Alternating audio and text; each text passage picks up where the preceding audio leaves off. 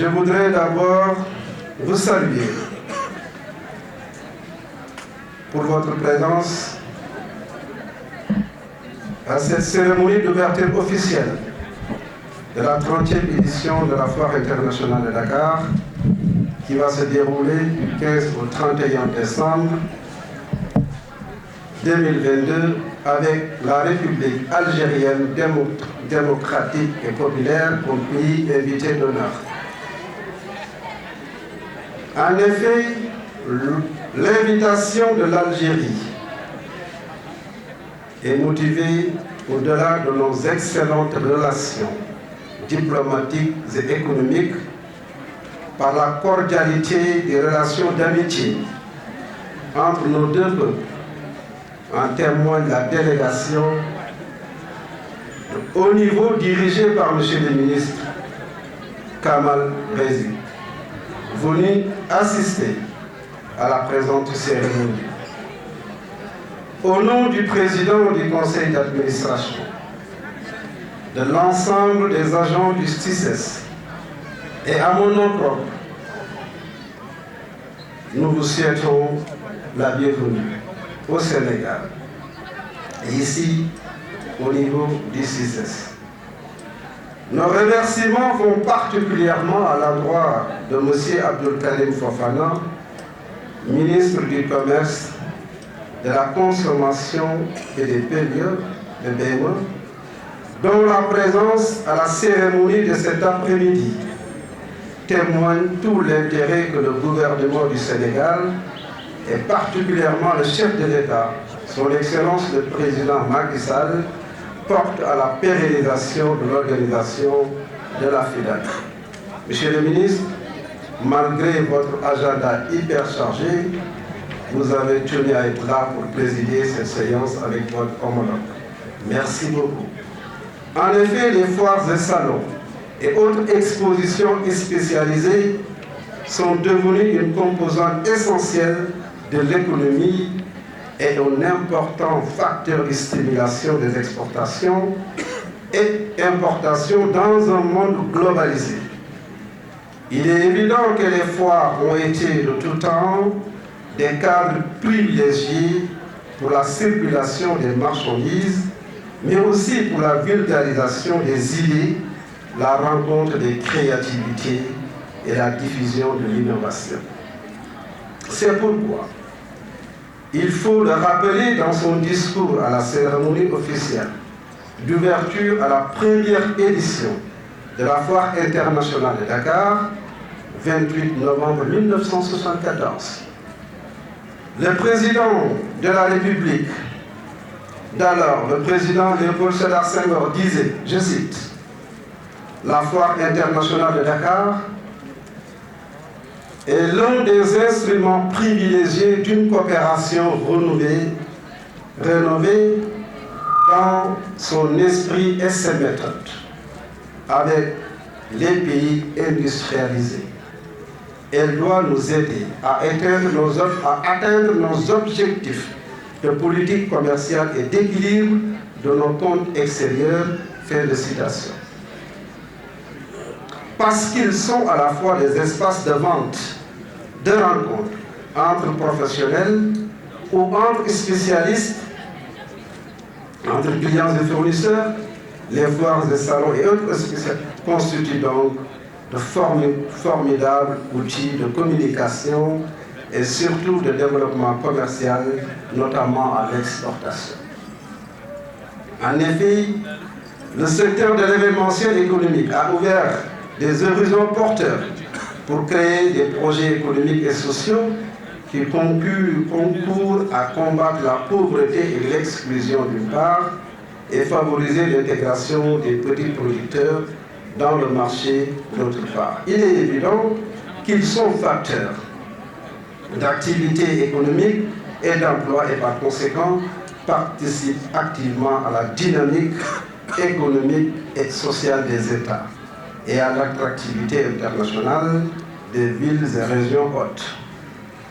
Monsieur le maire, monsieur le représentant de la ville de Dakar, je ne pourrais m'empêcher de souligner que beaucoup de nos exposants à vous d'avoir découvert les charmes de la ville de Dakar et ses environs à travers leur participation à la Foire internationale de Dakar.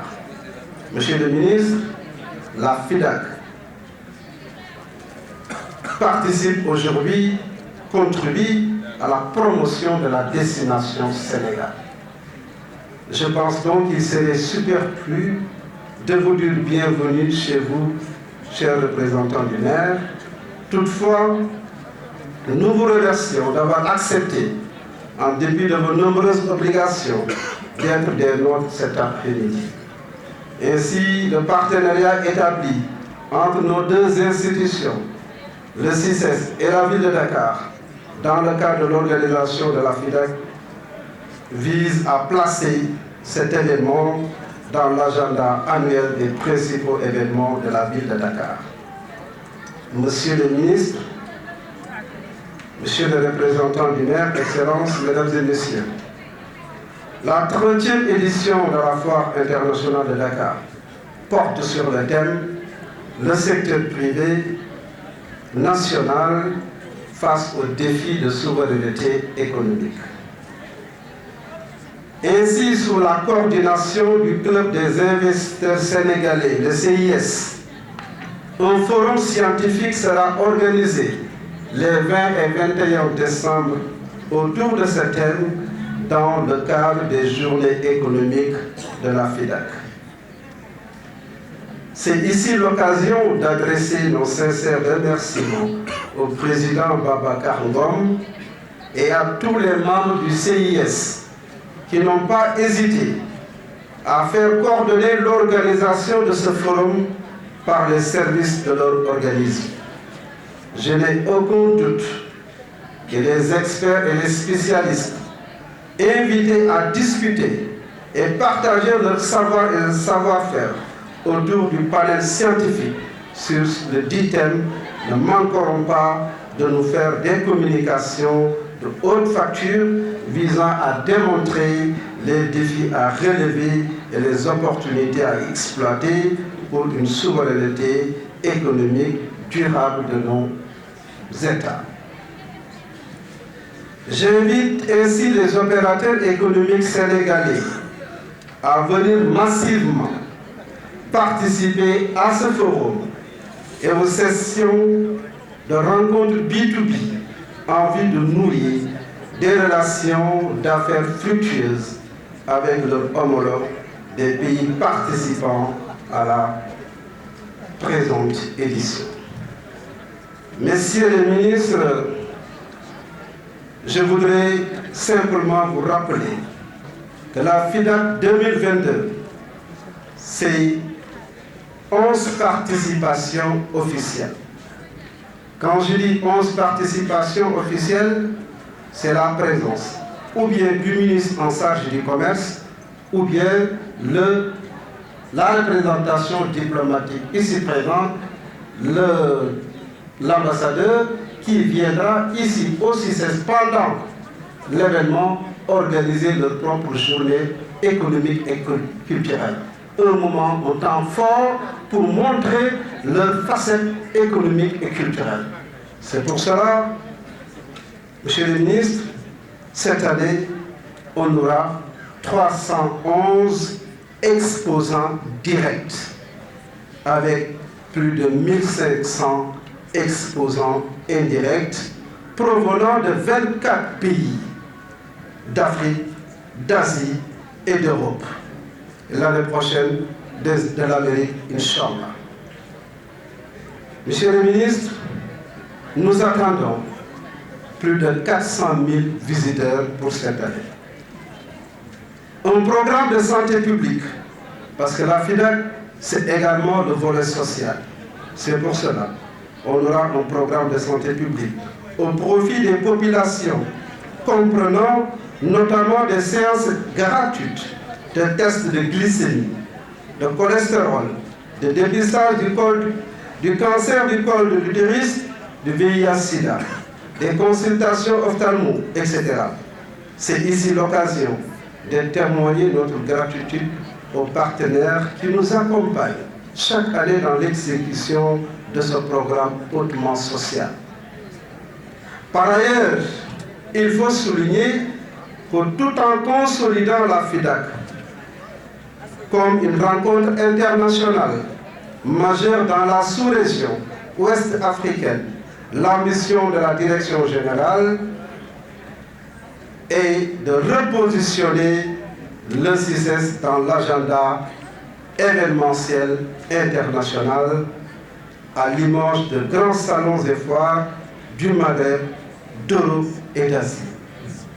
Toutefois, Monsieur le ministre Abdou Karim Fofana, le défi majeur auquel le CICES fait face à la mise à niveau permanente des infrastructures qui doivent être réhabilitées, modernisées pour accueillir cette manifestation phare, la FIDAC. N'oubliez pas que nous sommes dans l'événementiel économique. Et qui dit événementiel économique parle de concurrence. Et quand on est dans une situation de concurrence, il faut que les infrastructures soient des infrastructures modernes. C'est pour cela, Monsieur le ministre, avec notre homologue, le SAFECT dans l'Algérie, la Société algérienne des foires et salons, nous allons vers un partenariat économique pour organiser des salons spécialisés dans beaucoup de domaines. Le domaine du pétrole, du gaz, de la pharmacie, du tourisme. C'est pour cela, Monsieur le ministre, le CICES sollicite que le parc des expositions de Diamniadio soit rattaché à la direction générale du CICES pour nous permettre, avec nos partenaires ici présents, d'aller organiser des salons spécialisés en attendant la réhabilitation du CICES. Ce plaidoyer, nous savons, Monsieur le ministre, vous allez le porter auprès des autorités, du chef de l'État, pour qu'on arrive quand même à l'année meilleure. En effet, de par son architecture originale et la distribution de ces espaces, le cadre du CICES constitue un patrimoine national de haute valeur historique, culturelle et artistique qu'il importe de préserver, de réhabiliter et de développer. Nous avons travaillé sur une nouvelle maquette futuriste qui consiste de faire du CICES un hub économico-culturel, un centre des affaires, de la promotion culturelle, mais également des loisirs. Mesdames et messieurs, je voudrais saisir cette tribune pour accorder encore une fois une mention spéciale aux partenaires sponsors qui mesurent tout l'intérêt de la FIDAC et qui continuent à nous accompagner dans l'organisation de ces éditions.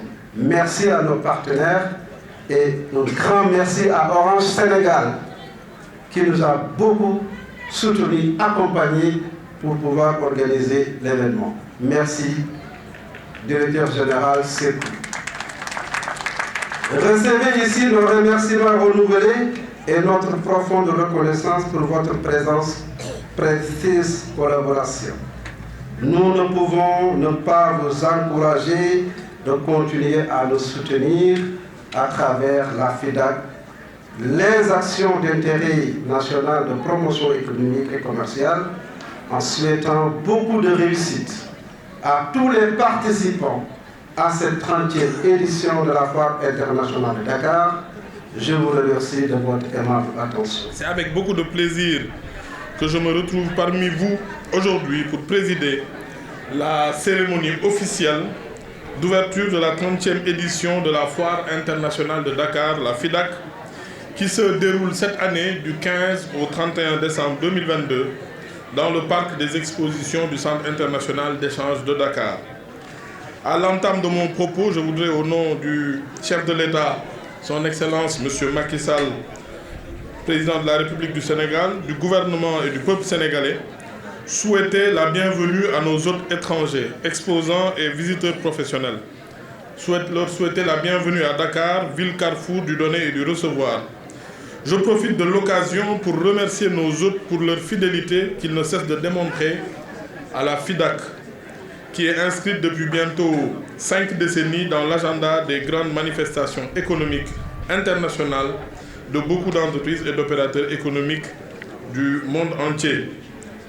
Monsieur Kamel Rizik, ministre du Commerce et de la Promotion des exportations de l'Algérie, Seydou Wazirul Tijarati fi Jazaïr, en nous réjouissant encore une fois de votre participation à la présente cérémonie. Nous exprimons toute notre gratitude à la République algérienne démocratique et populaire, pays invité d'honneur de cette 30e FIDAK, et vous dire tout l'intérêt que le Sénégal porte à la présence des opérateurs économiques algériens aux différentes éditions de la FIDAK, qui, nous en sommes sûrs, permet de raffermir davantage les relations économiques et commerciales déjà importantes entre nos deux pays. Aussi, nous vous prions de bien vouloir être notre interprète auprès des autorités algériennes pour l'honneur qu'elles nous ont fait d'avoir accepté notre invitation. Veuillez transmettre aussi au peuple algérien les chaleureuses salutations et les remerciements du peuple sénégalais d'avoir répondu massivement à cette invitation d'honneur après celle de l'édition de 2011. Mesdames et messieurs, il faut le rappeler, l'institution de cadres de promotion et d'échanges comme la Foire internationale de Dakar constitue un support important pour atteindre les objectifs de croissance et de développement de nos économies émergentes à travers notamment l'établissement de relations d'affaires entre les entreprises évoluant dans différents secteurs d'activité et provenant de plusieurs pays du monde. Le choix du thème de cette 30e édition de la FIDAK, le secteur privé national face aux défis de souveraineté économique, répond aux orientations du plan d'action prioritaire ajusté et accéléré pour la relance de l'économie sénégalaise dans le cadre du plan Sénégal émergent. L'objectif du PAP 2A est globalement orienté vers le développement endogène, porté par la quête des souverainetés alimentaires, sanitaires et pharmaceutiques, avec un secteur privé national plus dynamique. En effet, force est de reconnaître que la crise a fait ressortir de nouveaux défis pour le pays, notamment la promotion d'une agriculture intensive, abondante, de qualité et résiliente, une santé inclusive, le développement d'un secteur privé national fort, la transformation industrielle et numérique. Il faut souligner que le secteur privé sénégalais est essentiellement constitué de petites et moyennes entreprises qui représentent près de 98% des entreprises, avec notamment près de 40% des emplois, 25% du chiffre d'affaires global du PIB et 20% de la valeur ajoutée nationale. Ainsi, pour exploiter ce potentiel et libérer l'énergie entrepreneuriale de notre jeune population, le Sénégal doit s'attaquer aux contraintes qui pèsent sur le développement du secteur privé et la création d'emplois. En effet, ces contraintes freinent la création et le dynamisme des entreprises en maintenant la plupart d'entre elles dans l'informel et en deçà de leur potentiel de productivité. C'est pourquoi je salue le choix de porter sur le Club des investisseurs sénégalais, le CIS, la coordination du forum scientifique de la présente édition. Mesdames et messieurs, je suis d'ores et déjà convaincu que les experts et spécialistes du secteur qui vont animer les panels du riche programme du forum scientifique autour de sous-thèmes bien élaborés proposeront au gouvernement et aux partenaires au développement des axes majeurs de réforme qui permettront de lever des obstacles et contraintes qui freinent la création et le dynamisme de nos jeunes entreprises.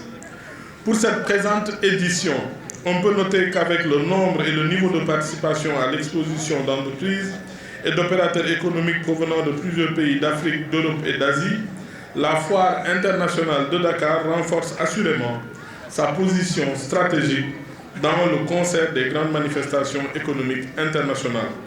En outre, la forte présence du secteur privé étranger prouve à suffisance la réalité de l'intégration économique qui est certes l'affaire des gouvernements et des populations, mais aussi et surtout celle des entreprises et des milieux d'affaires. Ainsi, en cette ère de la mondialisation des échanges, il revient en particulier à nos entrepreneurs de saisir toutes les opportunités que leur offre ce cadre de promotion qu'est la Foire internationale de Dakar pour développer leurs activités et leurs relations de partenariat inter-entreprises. Mesdames et messieurs, pour terminer, je ne saurais terminer mon propos sans adresser mes félicitations renouvelées à M. Saliou Keïta, directeur général du CICES, pour son dynamisme, sa passion, pour la préparation et la bonne coordination de cette importante activité dans l'agenda économique et commercial du Sénégal. Je tiens aussi à remercier le président du conseil d'administration, les administrateurs et l'ensemble du personnel du CICES pour l'esprit d'abnégation et d'innovation contribuant à la pérennisation de la manifestation dans une conjoncture marquée par des crises aiguës et une concurrence de plus en plus forte dans le secteur de l'événementiel économique et mondial. J'ai bien entendu votre plaidoyer sur la modernisation du CICES. On en a parlé, je pense, lundi soir. Le président a beaucoup insisté sur d'abord les relations avec l'Algérie. Monsieur le ministre, le président nous a même posé des questions sur les conditions de votre accueil pour voir que vous êtes vraiment, vous serez vraiment entre guillemets victime de la teranga sénégalaise. Et nous avons évoqué toutes ces questions liées à la modernisation du CICES et à l'extension de ses compétences. En souhaitant plein succès à tous les participants à cette édition, je déclare officiellement ouverte la 30e Foire internationale de Dakar, édition 2022. Je vous remercie de votre attention.